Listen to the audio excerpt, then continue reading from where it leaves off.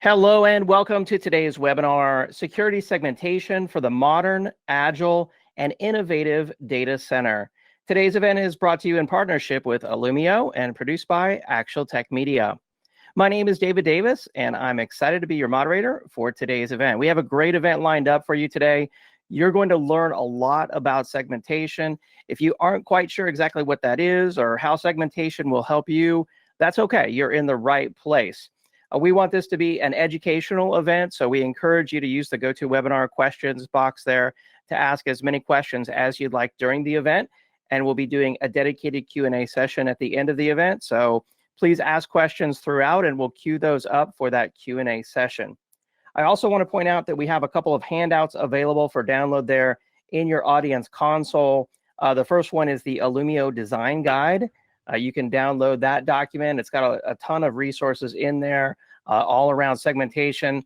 And the other one is the VMware NSX versus Illumio ASP comparison guide.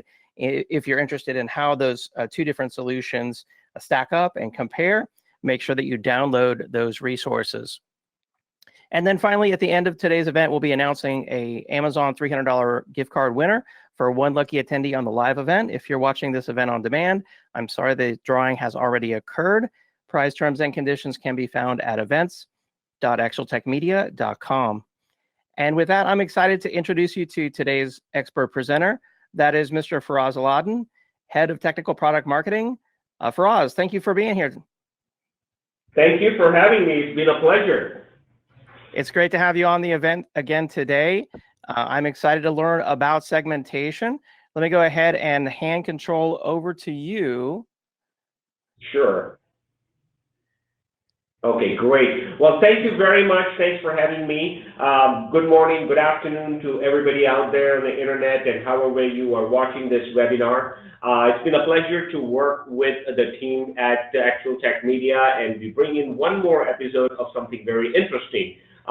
Let me start off by saying that we are going to be talking about segmentation today, and in particular, security segmentation and how that plays into our customers' architecture for data centers, and more importantly, how they devise a security posture around their requirements.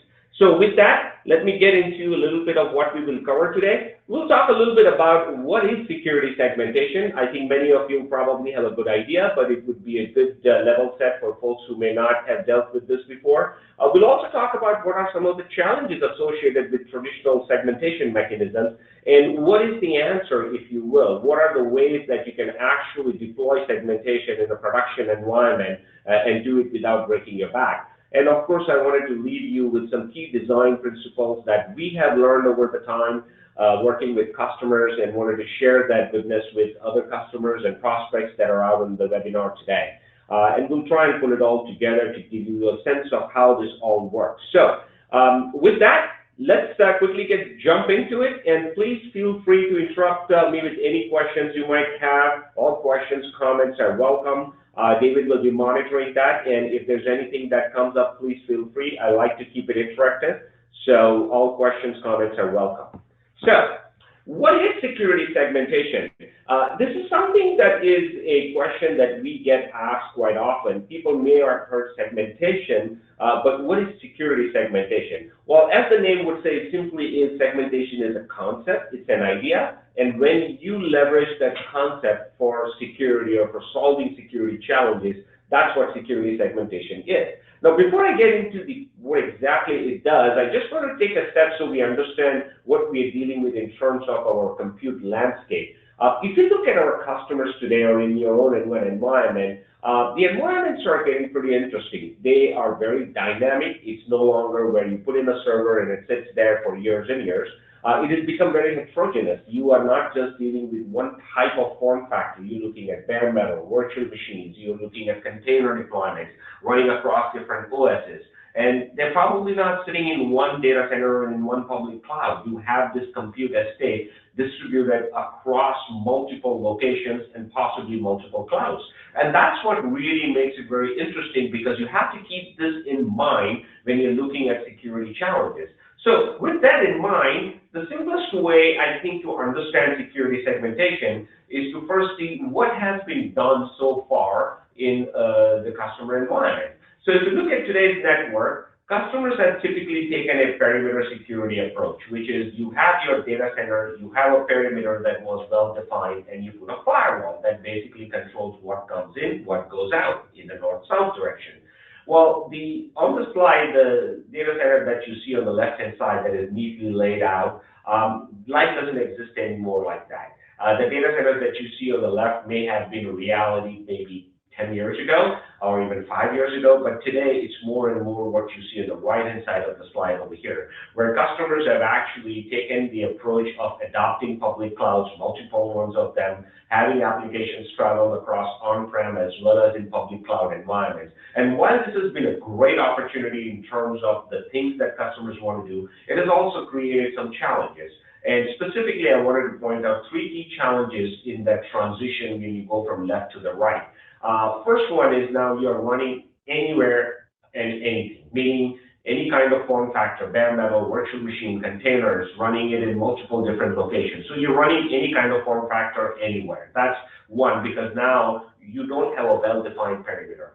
Second, customers want to be very, very agile. When they want to put out a service, they don't want to be shackled by other things that will slow them down. Security may be one of them. So as customers adopt this DevOps model and drive agility in their businesses, security needs to travel at the speed of business. If it doesn't, that's a challenge for them. And the third one being, now you have a very large attack surface. So when you had your neatly laid out data center, you had a perimeter and you knew what's inside. Now, with what you are seeing on the right-hand side, you have your tentacles in many, many different areas. And that actually increases the attack surface, which is what unauthorized users or hackers really love. So with that in mind, what is security segmentation? Very simply stated, security segmentation is really the idea that you want to stop unauthorized lateral movement. And what that means is that in your environment, should somebody come in bypassing the firewall that you have on the perimeter, what is now possible for them? Are they going to be able to move around freely everywhere? And that's where security segmentation comes in. The purpose of security segmentation is to be able to control what comes in and what is not allowed to come in. That's the first step. That's one thing. Second is that should somebody come in by way of any kind of nefarious activities, how do you contain them so that the damage is not being done outside a small blast radius, essentially controlling the blast radius? So it's really the 2 principles of control who comes in or goes out, and contain should you have some undesirable elements that have come in so that others don't get affected by it. So the concept is actually very straightforward, and this is how customers want to be able to protect their assets. So what seems to be the challenge? Well, I think there is a variety of things customers look at. Any questions, David, so far, before I jump into the next section, or anything on our channel for questions or comments? No questions for us, but I do want to pop up this poll question for the audience before we jump into the next segment here. Sure. And that is, are you currently doing security segmentation? So the answers here are yes, or there's a variety of no options here. Maybe you're planning it in the next 6 months, maybe considering it, or just have no plans to do segmentation right now. So I'm curious to see what the status is when it comes to microsegmentation out there with the actual tech media audience today. So I'll give you a few seconds here to answer this one. We've got some responses coming in. All right, thank you everyone who responded. So Faraz, when you talk to customers out there, how does it stack up with these responses here? 37%? Actually, it is fairly well aligned. We are seeing that 37% of the attendees that responded that we are currently segmenting. That sounds like the right number. We typically see in our enterprise accounts about 30–40% of the customers have already started this journey and they're solving this in some form or shape. And there's probably another sort of 20–30% that we see that have plans to move ahead with that. So this is actually in line, and I can tell you that over the last 1 year that I have been observing this market very closely, working with Gartner, Forrester, this is something that has become more and more important, and people are starting to use segmentation as a strategic tool to get the right security posture that they desire. So we'll touch on a couple of those areas as we go along in the presentation, but thank you for sharing that poll results. So let's talk a little bit about what are some of the challenges traditionally when people have gone into segmentation. Well, here's a few things that I would like to bring to your attention, and let me just make sure.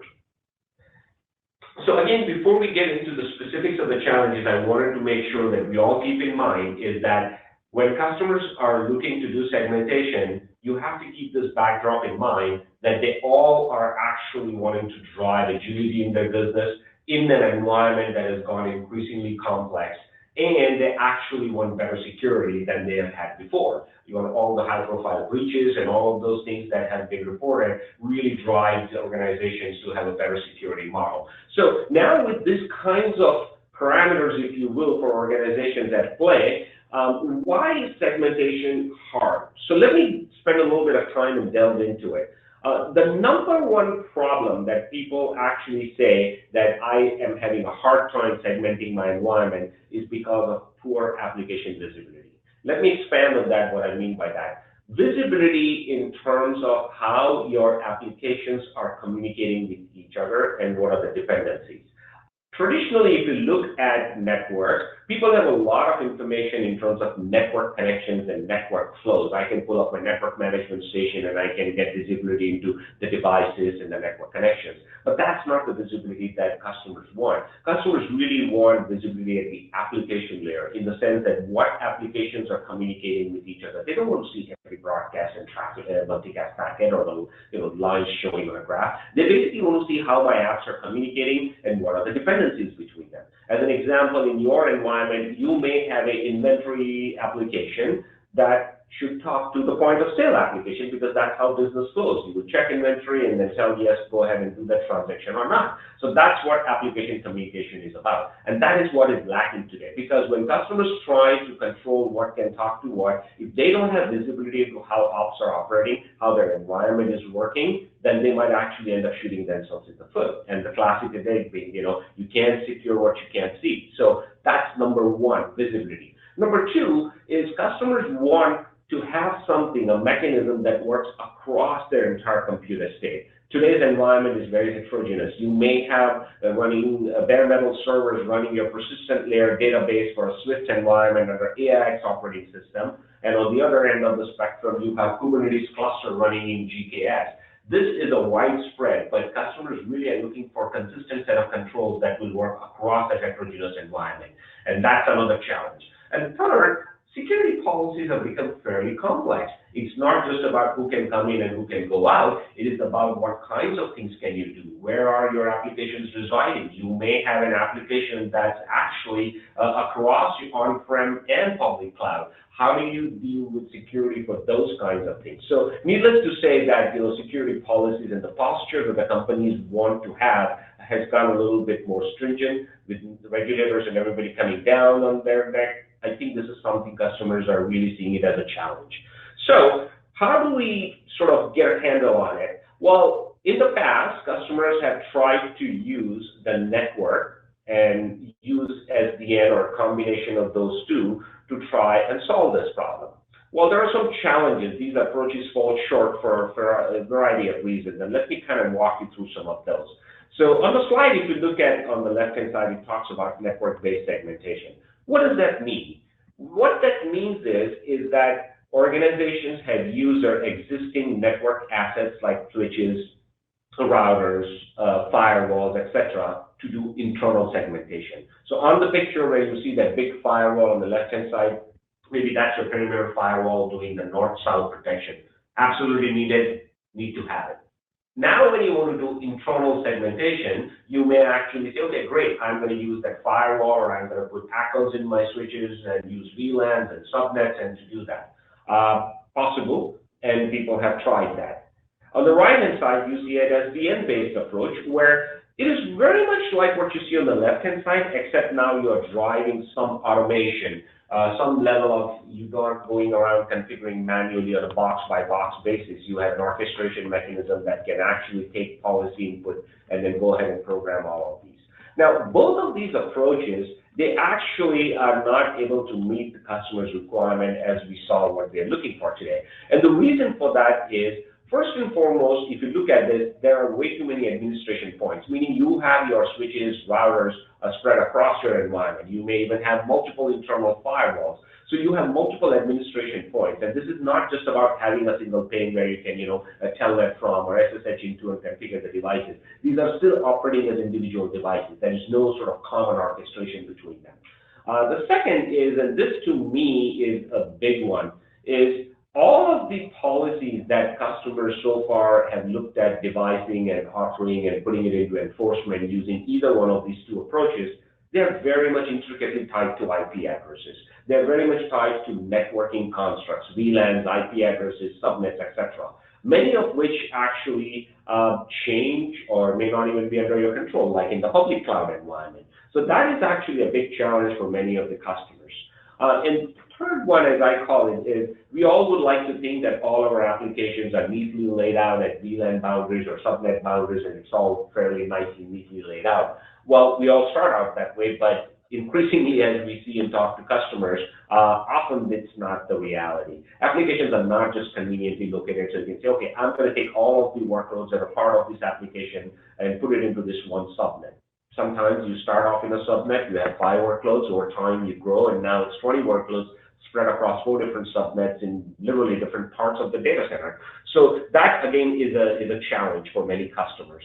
And then, of course, the inconsistent methodologies or capabilities that you have across different devices. So you may be using switches and routers in your network to put ACLs and device security statements in there. But the idea of putting ACLs and layer 2, layer 3 switches and routers is very much tied to the fact how much memory and TCAM you have. Sometimes you may actually write a policy that may, as they call in the networking world, the TCAM explosion. You may actually end up deriving from that multiple different granular things, which again, now you can blow up the TCAM space and also have to administer. So needless to say, I think if I were to capture the areas where current mechanisms fall short, are actually the fact that you have to administer them in multiple areas, they're tied to networking constructs, and your applications don't lend themselves just very well to those networking constructs. So how do you do this? Well, customers today, let's say we will walk and take an example of how they're doing today in a little bit more detail. So if you're seeing this slide on the left-hand side, let's say you see this traditional data center, and you have your perimeter firewall, and now you want to do some internal segmentation. Many customers would probably start in that direction and say, okay, great, I'm going to separate out my assets, my workloads, I'm going to create different zones, and then control communication between those zones using firewalls. So as you can see in the picture on over here, one of our customers, hypothetical one, let's say, they decided that they're going to separate out by web zone, by processing zone, and database zone, and I'm going to have internal firewalls that actually limit or allow communication between these different zones. Now, this provides you some level of segmentation, and it might work for some environments or for some customers. But here's the challenge. Let's say now you are looking at multiple different applications, and you see those colors of orange, green, and blue. The legend over there tells you some things about that. Now, whether these are different separate applications or they are in different environments, the idea is the same, is that now within that web zone, you want to separate out the orange communication from the green from the blue. How do you do that? Because you're all within one single VLAN in that one zone. Now, you could say, okay, great, I can break that web zone up into 2, web 1, web 2, and then have 2 separate apps residing in them and put a firewall in between. Now you start to see that how it goes, because now you want to be able to control the communication. If you're seeing this animation, you have an application orange. It has workloads that are spread across 3 different zones. You have its web layer in one zone, its application layer in one zone, and a database persistent layer in another zone. Now how do you protect this orange application from not communicating with the blue or the green? As you can see, this starts to get fairly complicated, because what you're going to do is you're going to start putting firewall rules, or you're going to create additional zones, or you're going to start putting ACLs and switches and routers within that web zone to limit communication between 2, because everything VLAN can communicate with each other. So now this starts to get more and more complicated, because it's tied to networking constructs and sort of hardwired, if you will, into network devices. And that's one of the challenges. So when you look at the problem statement, which is how do I actually ensure that if I do get breached, an unauthorized user or attacker does not have a large scaling surface? Well, segmentation seems to be a choice that can help you. Great. Segmentation, trying to do that with today's technology and the way we have done it using networking devices seems to fall short. And the impact of this is really big because for organizations, it means now that they have increased the risk. They haven't put in the controls they should have.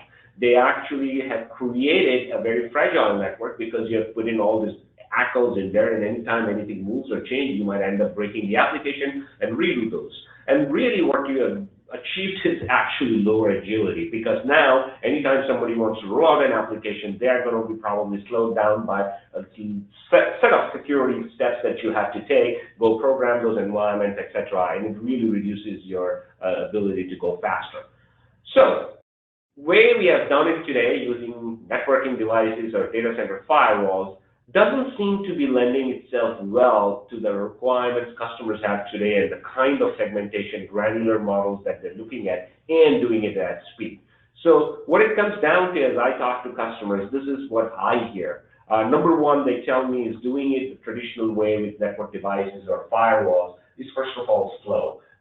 Literally, sometimes you are dealing with hardware firewall that will get dropped at your location. Somebody has to rack it, stack it, cabling, all of that stuff can actually take weeks. It is actually, not uncommon to hear that from the time application team, the developers have rolled out everything to go, it may be 4, 6, 8 weeks before you're able to roll the application out because it really needs to travel that much to come up with it.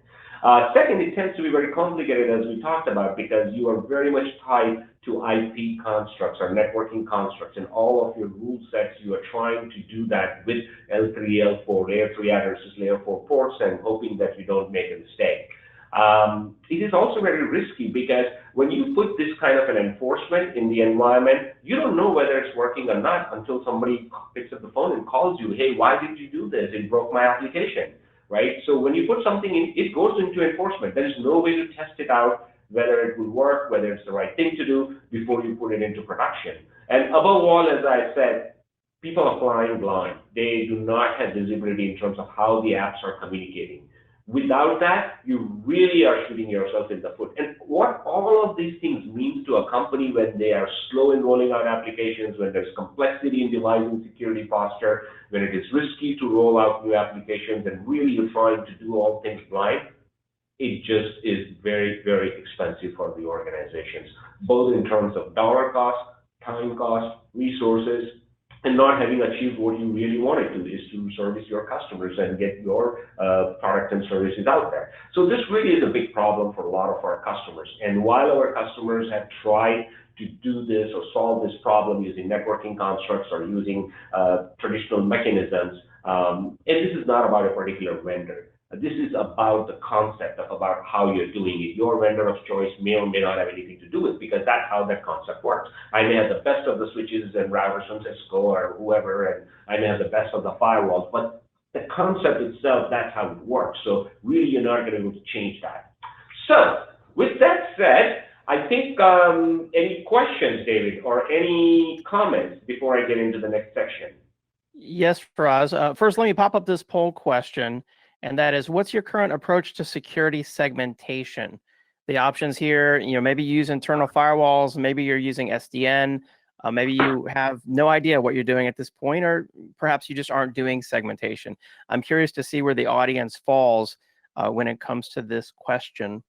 And while we have that question up, Faraz, I wanted to ask you this question that came in. They're asking about policies. When it comes to creating policies in this kind of decoupled environment, they're asking, wouldn't they need to rewrite L3, L4 rules in networking devices? How is this going to be possible? Yeah, actually, great question. So I'll expand on that, and as we go along, I'll touch on a few areas also. So it's absolutely correct that we, at the end of the day, when the policies are enforced, the network understands layer 3, layer 4. So this whole notion in the decoupled world that we allow or help people to write policies that are more natural language based, and I'll get into that a little bit, How does that add up? Because if I am writing policies in natural language saying that, hey, this application should not talk to that other application, how does it actually, get deployed, or at the end of the day, how it works? Well, that's where Illumio's secret sauce and magic comes in. So Illumio has done the abstraction for when you give us policy in natural language and it needs to be put into the network, we will do the translation for you. And if you hold on to that part, it will become more clearer. So Illumio's functionality is you give us natural language policy, we will do the heavy lifting of translating that and creating the precise and accurate layer 3, layer 4 rules that need to be pushed out into the network so those policies can get enforced. So all the heavy lifting is done by Illumio, and the abstraction is done by Illumio. Now, any company or any organization offering such a solution will need to do that abstraction, and that's really the secret sauce. Over the last 5 or 6 years, as Illumio has learned and deployed this thing in many, many high-profile environments and at scale, we have learned that part very well, and we do that translation. And yeah, I'll hold on to that part. I'll get into some specifics of that. Okay, yeah, that sounds like a dream come true. Having written many firewall rules myself, they never are written in natural language. So this sounds great. The results of the poll here, 73% said they're currently using internal firewalls. So it sounds like there's a lot of opportunity out there for companies to improve upon that with segmentation. Yeah, absolutely. Absolutely. And I tell customers that, firewalls have done a great job in terms of protecting your perimeter for north-south. They do a great job of some of the things that you need to do at that edge, whether it's URL filtering or malware detection and things like that, and it has its split. You absolutely need to have that. It's the inside east-west segmentation which doesn't lend itself very well to those kinds of mechanisms. And 80% of the traffic today in an enterprise environment is east-west. It's not north-south. So there's almost, tons of traffic going on in your data center, and you need something that will be able to handle that scale and do it efficiently. And we will get into some of those details. So, but thanks for, having that poll. I think that was very enlightening. So let me continue and talk a little bit about, how do you unlock this whole security segmentation and do it right and not disturb the network and still get the desired functionality out of the network.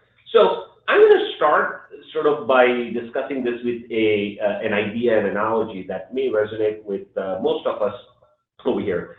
If you're looking at this slide, I'll draw your attention to the left-hand side, and you see a freeway. A freeway is like a network. Its job is to get you from point A to point B as soon as you can, and in the fastest possible way, in the best possible mechanism. And on the right-hand side, you see a toll booth. And the job of the toll booth is to stop you and get something from you, money mostly, to pay for the toll route and build new freeways, and then you go off. So if you look at these two things, these two are very diametrically opposite ideas, right? There is the freeway, which its job is to get you as fast as it can, and it's the security tool, toll booth on the right-hand side, its job is to kind of get you to complete stop and do something and then go on. Security toll booths toll booths are like security, and the freeways are like the network. Now, these are two very diametrically opposite ideas, and you can start to see just from the visual that that can be a challenge for both of them to coexist at the same time. But we as a society know that these two have to coexist, and we solve that problem. Well, how did we solve that problem? It's something called RFID tags or FASTag or whatever we want to call that. This is really the idea that helps us get on the freeway, drive as fast as we can. I don't have to stop to pay the tolls, but the toll still gets collected and everybody is happy. So we figured out a way for both these diametrically opposite ideas to coexist. And there are many examples of this in the technology world or in our real world, whether it's virtualization, which kind of freed up, decouple the compute piece from the underlying hardware, and many other examples in our world that we can see. So what really is this behind success of security segmentation is the approach of decoupling. We need to decouple security from the network. And just like we decouple the toll collection process from the driving on the freeway aspect, and that helps us both of these things to stay and do the job in the best possible way, that's really what we need to look at in the network. And what does it really mean that you have to decouple the network from the security? Well, what it really means is that you have to look at security not with networking constructs, but you are doing this to support your business. You have to be able to look at this from the business constructs, and I'll get into that, what that means. So it's a great segue as to, so if security segmentation, the way we have been doing it, has been inefficient, and we need to look at decoupling, how do I move forward over here? So here's what you really need. And by the way, this is the concept we hear from customers. This is how the industry and people are moving forward. As you can see probably by now, until I have not even talked anything about Illumio or how it does it. This is really how customers are looking at it, the industry at an architectural level. So what we hear from our customers and what we have learned with these deployments is customers need a couple of things in place for this thing to do right. Number one is they need a way to logically group things with a business construct. Today, this grouping happens via VLANs or IP addresses or subnets, but we need a more business-friendly business construct way. So if somebody were to say, hey, here's this workload with IP address 1.2.3.4 and VLAN 500 on Ethernet port 5/0, it doesn't tell me anything about it. It tells me a lot about its network connections, but the same thing if I say, hey, here's your web server that's part of the SAP application in your production environment in California. Well, that tells me a lot, and it actually helps me understand, okay, so this application, should it talk to the other one in New York location? Maybe yes, maybe no. So a way to logically group, and essentially the idea is that you are now seeing that workload that used to be IP address 1.2.3.4 with a new lens, and that new lens is the business lens, which is actually identifying it based on some metadata. So the first question comes is, where does that metadata come from? Well, it can be a CMDB, like many of our enterprise customers use, a configuration management database like from ServiceNow. It could be from vCenter. It could be just a simple spreadsheet. We have seen those too. So any system of records, you can actually ingest that labeling, that metadata, that how you're going to refer to that workload and ingest it into Illumio system, and I'm hoping other vendors do the same. So this is your step one of logically clustering or grouping things together. So now you have the ability, you can say, hey, you know what, I have these 20 workloads and they're all part of the SAP application. I don't care which VLAN, which subnet, where they're residing, but all these 20 need to be looked at as together, as part of an application. And now I can actually devise policies and writing based on that metadata. And that's just where the connection comes in, David, is that we at Illumio allow you to write that in higher language, but the underlying system knows that these 20 workloads that are being referred to with this metadata actually are these workloads with the IP address and VLAN. So we do all the heavy lifting and translation. So the first thing you need is some kind of a labeling mechanism or a way to group things logically, not based on IP addresses, VLANs. Second is you need a map. You need to be able to see how things are communicating with each other at the application level and what kind of dependencies they have. And the third thing you need is to try out these policies before you actually put them in production. Take it for a test drive, if you will, a way to sort of model policies and test them. So let's take a little bit deeper look into each one of those. So the first one is about grouping assets together. As I mentioned, that this is some metadata or some identifiers that you need. And most of our customers, at least in the enterprise world, they either have ServiceNow or some mechanism, and our system actually is 100% API based, so we can simply just talk to ServiceNow and ingest that labeling data and then start referring to those workloads with those metadata as opposed to networking constructs. So that's just step one. This is really the decoupling that is happening.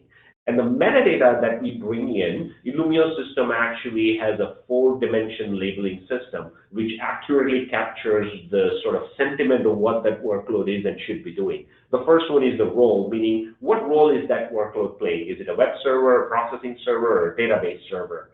What application is it? Maybe it's SAP, maybe it's CRM, maybe it's some homegrown application.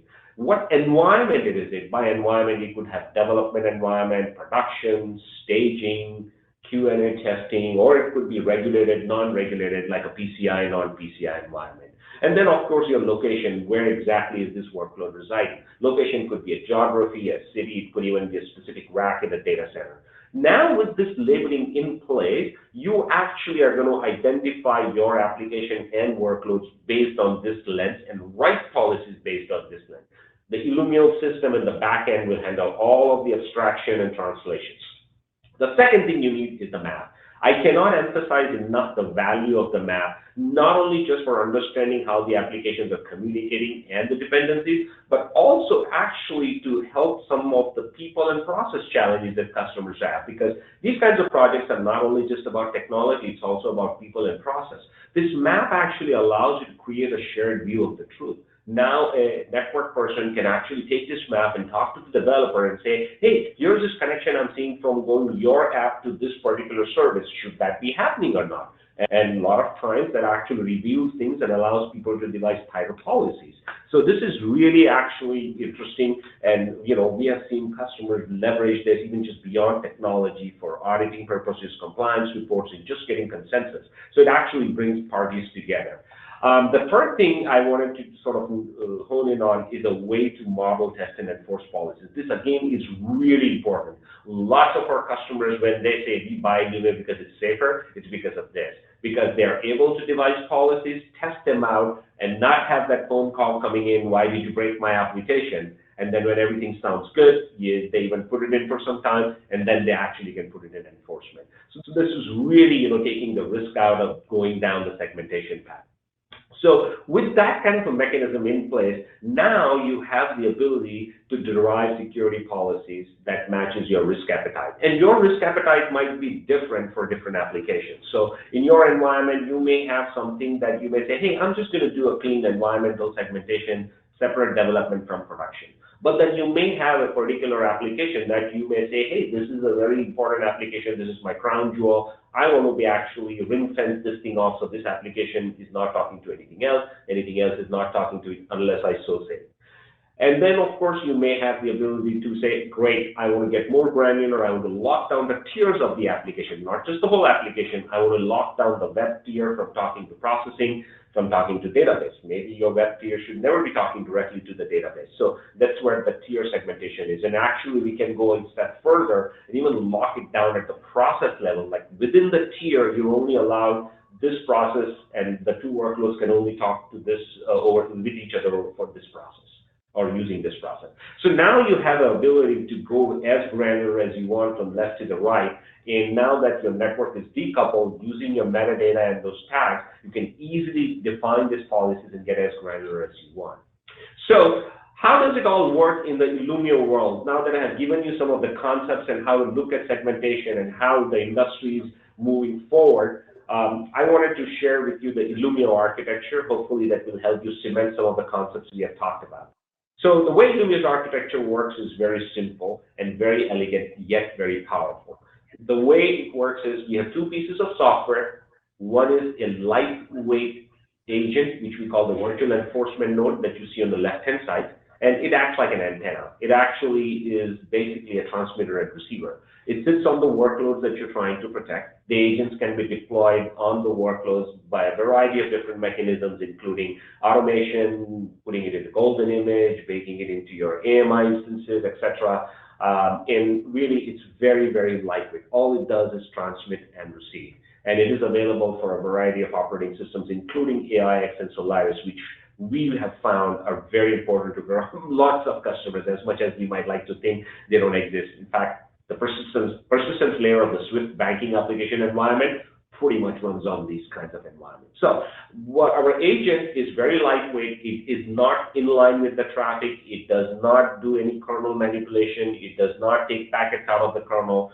It simply reports that, hey, I'm sitting on this workload, which has this IP address. It has this open ports. It's talking to this other IP addresses over this ports. These are the other IP addresses that are talking to me over this ports, some process information, etc. All this information is actually sent to the PCE, which is a policy control agent. That's the central brain, if you will, does all the heavy lifting. It gets this information from all the workloads, from the agents, and now it creates a complete map, an application dependency map, which shows you how your applications are communicating with each other as well as within the application stack.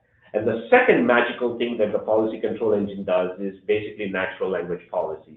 Literally, you can just go in and say, I want my web server in SAP application to be able to talk to the web server in inventory application. And the central brain, the PC, will do all the heavy lifting, come up with the exact, precise layer 3, layer 4 rules and everything, and then it will push those down, the instructions, to the agent. The agent takes that and programs them into the built-in firewall that you already possess. Mr. Customer, we always tell them, you have all the firewall enforcement capabilities that you have ever needed. You just didn't have a good way of activating and orchestrating them at scale. Every single modern operating system from Windows 2008 on up, and Linux, Red Hat, all the different versions, AIX, Solaris, they all have a perfectly great OS-based operating firewall. It's a firewall that has been perfected over the years by these OS vendors. Packets stay in the kernel. You're not taking them out. You're not taking the performance hit. You're not doing anything unnatural. And we actually program those firewalls. So in the case of Windows, it's a Windows filtering platform. In the case of Linux, it's IP tables. In the case of Solaris and AIX, IP filters, similar mechanisms. So we basically take these instructions that we get from the mothership and program them into the workloads where we are sitting via that agent. So the agent is never inline. It never disrupts the normal flow of traffic that is going on in the kernel. It just simply listens and tells it to program its firewall tables. So that's, in a simplistic way, the architecture of how Illumio works. Here's an example of what you can potentially expect to see when you have that application dependency map. This, to me, every time I work with a customer, is their aha moment. The minute they start to see, oh my God, I have this application and I have this web server sitting here, which is initiating connection to all of these databases in other applications. That doesn't sound right to me. Or, hey, I'm seeing traffic between my HRM application in production environment and in staging environment. That kind of sounds about right. Whatever might be the logic, but this really is the aha moment when customers start to see, hey, now I'm able to actually see how my application is operating and what other application it's talking to. So the presence of these red lines and green lines on that slide actually signifies that green lines are communication pathways that you have seen and have allowed. There is a policy for it. Red lines are the ones that you have seen that flow. You don't have a policy for it. You don't know whether it's an allowed flow or not. I've had instances where we had a customer who put this thing in for a trial, and they started seeing connection. In particular, they saw this one particular workload server that had traffic going and connection into some other East European server. And their natural first instinct was to just shut that thing off. This was an educational institute. And they sent an email out to that, the department that this server is going to be or whatever, we're going to be taking it offline. Immediately, a professor responded saying that please don't do that. That's my 2 years worth of research that I'm doing with somebody in the university over there. Nobody knew about that actually. The first time they put in and they got illuminated, so to speak, they saw that. So the idea is that people learn a lot just from this illumination, just to see what is going on in my environment. And then, of course, you have the ability to write and enforce policies. I have a couple of screenshots in the backup. If we get the time, I can show you exactly what those policy natural language statements look like. But in the interest of time, I just wanted to make sure I give you some of the more relevant information in terms of how we see our customers taking this journey and going through it. So the first thing is obviously you need the right tools, meaning which you need to understand what are the things that I will need to get this project going. You need visibility, you need a mechanism of labeling, etc. The second step, as I would say, and what I have seen most customers do, you have to decide where you're going to start. Segmentation is not something you wake up one day and say, I'm going to segment the whole environment. It's a process. You go after your most valuable things first, and then you kind of work your way through in. A lot of customers we see, they might start because they have an application that's under regulatory environment, PCI or SWIFT or whatnot. They will start there because they have a compelling reason to do it. There's an audit coming up, etc. Or maybe they have been breached and they're worried about those assets. So it really is about deciding. You can't just say, I'm going to segment everything. You have to decide where you start first. And then, of course, you need to see what's talking to it, what's not talking to it, should they be allowed the connection, which is essentially your map. And then you devise policies and put them in for testing, and then enforce them if everything is good. And then decide what to segment next and go back. So it is a process. It's an iterative approach. And even for the application that you have already segmented, you may decide to go more granular in round two because you got it to do, let's say, ring fencing. You cordoned it off from everybody else, but now you say, hey, my application actually needs more, tightened security. Within that ring-fenced application, everything can talk to each other, but I don't think that's a good idea. I think I want to limit web servers talking to database servers directly, so you could do. So that's maybe your round two for the same application, actually. So this actually is a five-step process. We have seen customers go down this again and again. And remember that this is not just only about technology. There is a people and process component to it, and having a good methodology helps customers, successfully navigate these projects. So if I were to sort of leave you with some closing advice, it would be for me, get visibility.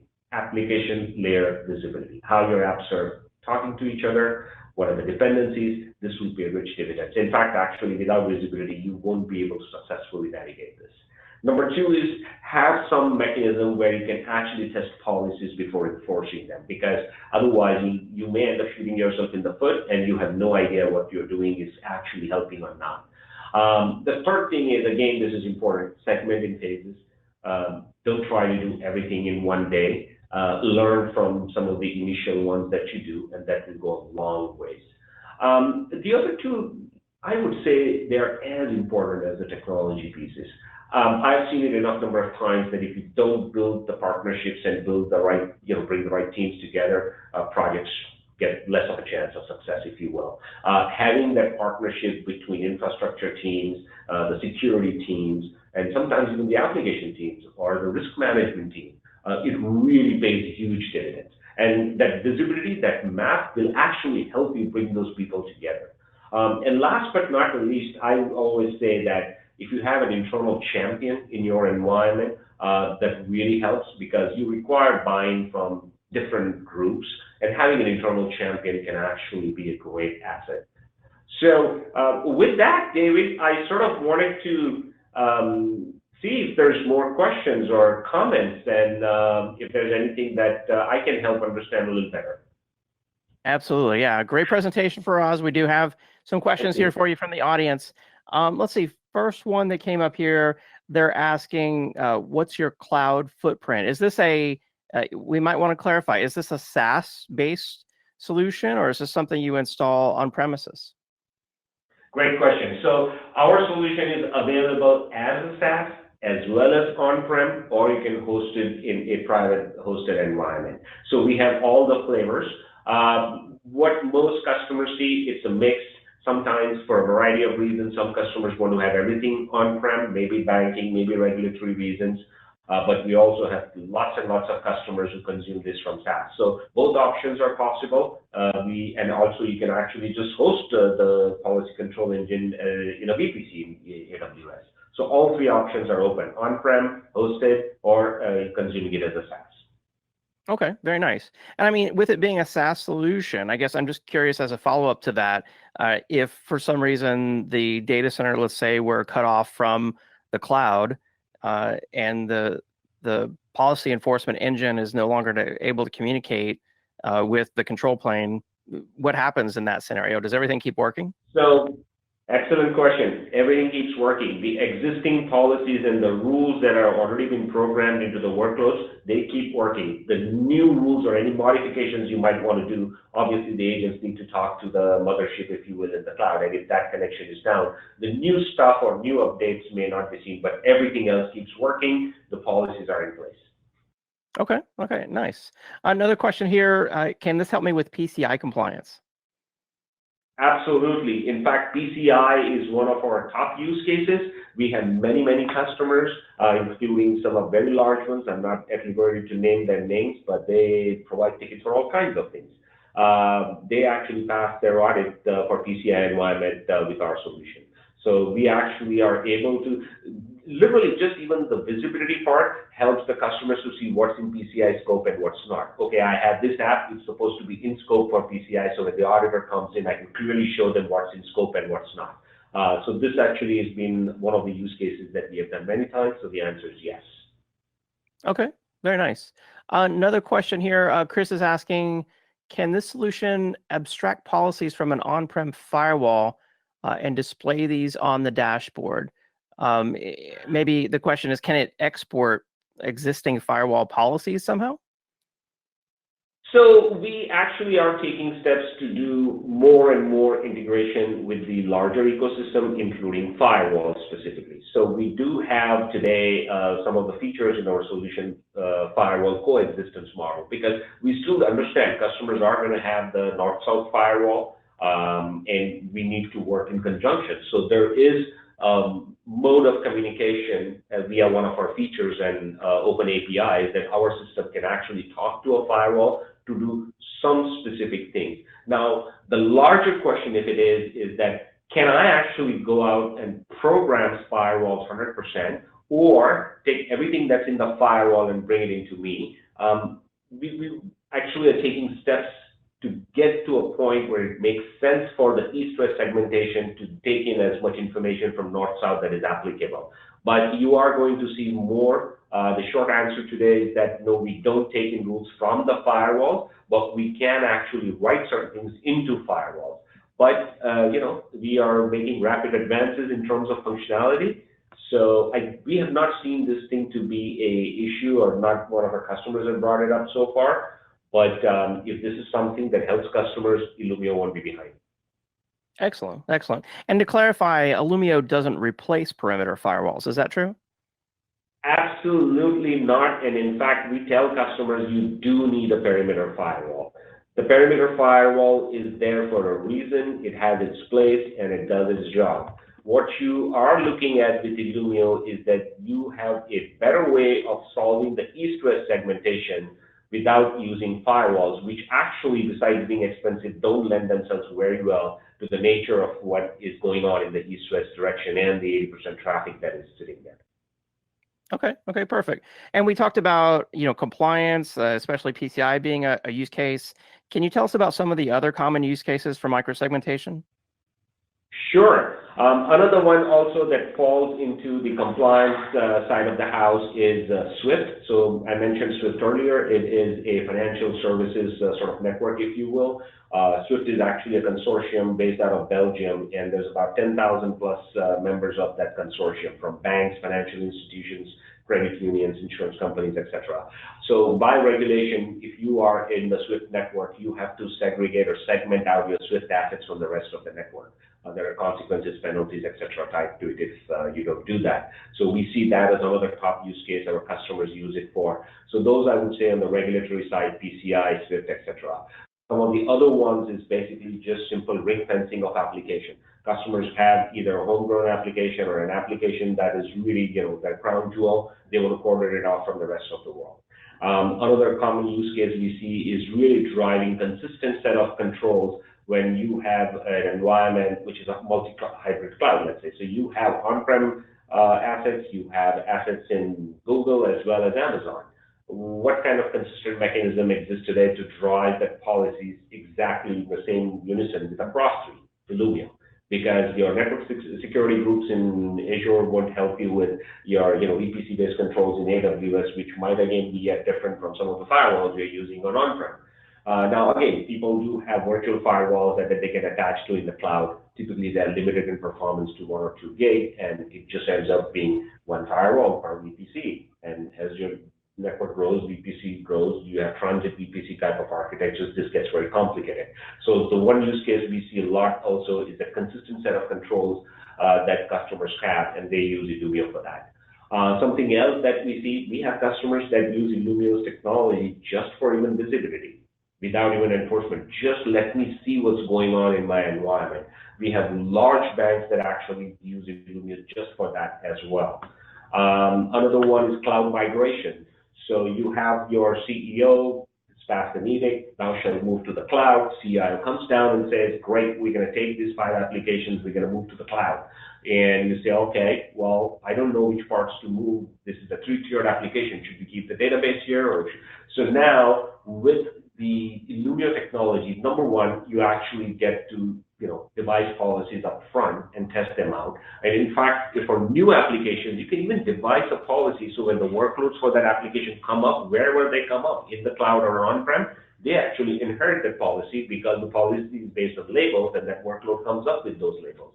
So they actually inherit that policy. So I call that security at birth. So when you have this set of developers that are working on a new piece of service that needs to get rolled out, you don't need to now wait 2 months, 3 months until they're done to understand to write the policy.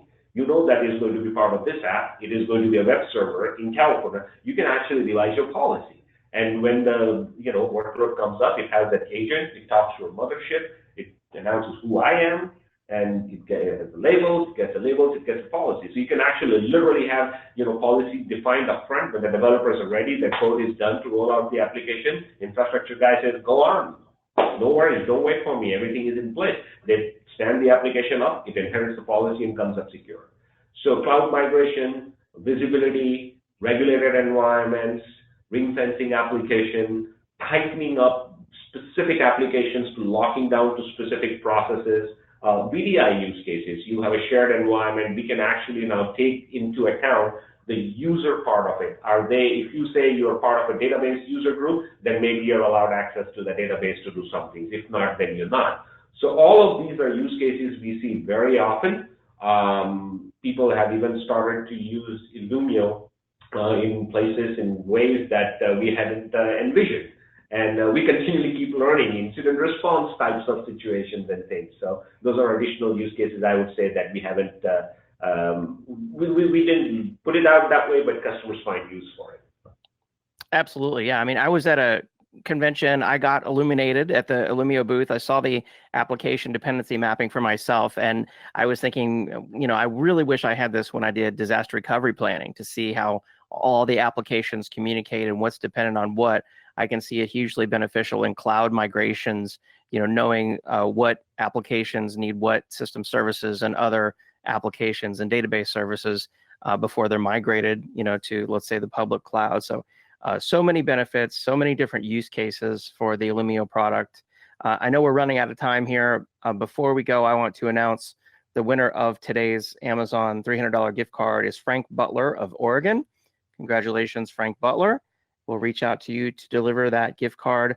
I also want to point out that I posted a link in the chat box there in the GoToWebinar control panel that you can simply click on, and that'll take you to the illumio.com/test drive website, where you can sign up for a demo. You can go through the guided tour or sign up for a free 30-day trial. So make sure you check that out. Faraz, it's been a really great event. I appreciate your excellent presentation and enlightening us, illuminating us on Illumio. Thank you for being on the event today. Thank you very much for having me. It's been a pleasure. Looking forward to talking to you in another episode soon. Absolutely. And thank you to our audience for joining us on the event today. We appreciate your support.